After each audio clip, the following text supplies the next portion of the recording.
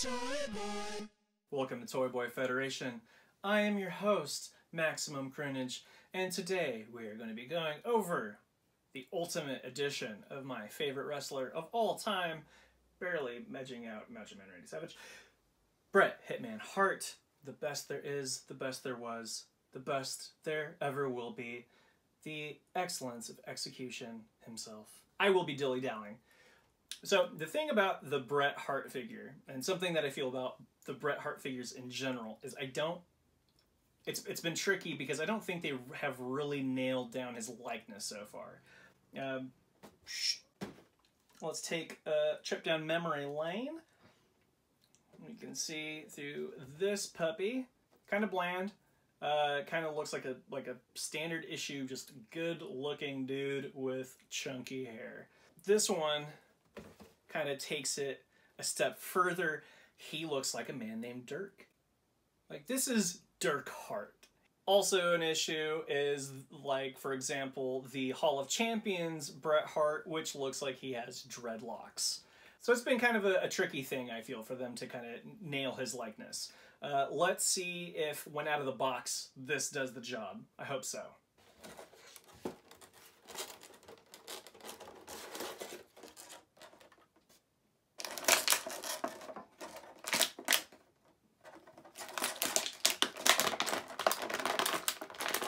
Ooh.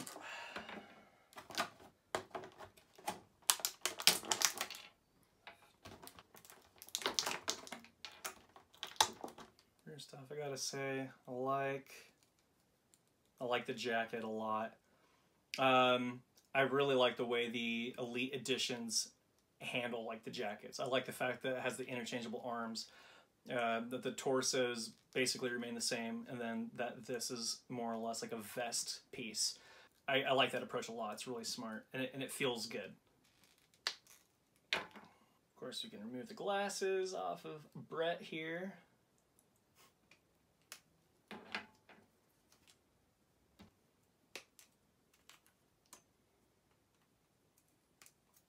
Right off the bat, I don't think the torso here is as much of a problem as it is with, say, the Shinsuke Nakamura figure. It kind of hides the tapered off quality of his waist right there. The fact that there's a little bit more going on. I think that when it's just like bare skin all the way there, it kind of gives it the dad bod effect. But since we have the outfit here kind of distracting you from this weird effect, I think it works okay.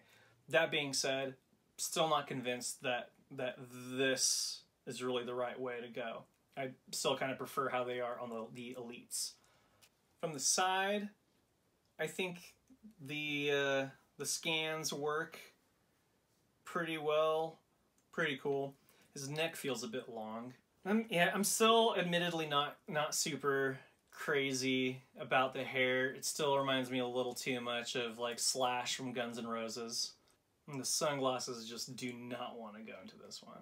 Ultimately, like, at least 2/3 of the heads included in this kind of give you the impression that Bret is just kind of a guy who's just really, really happy to be here. Like, why is that hair blocking half his face? Well, to be fair, he very often does have hair in his face. Yeah, but not smiling within his face. Yeah, I would say if... Had you never watched any wrestling before, and you're going purely based off of this figure to know and understand who Bret Hitman Hart is, you'd say, oh, this is the wrestler who's like the party animal, right? I mean, of course, like hey, that's iconic and everything like that. But it's like they really gave him some like party animal heads. If you were to guess what wrestler douses the audience and himself like with beer cans, you'd think that this is the guy.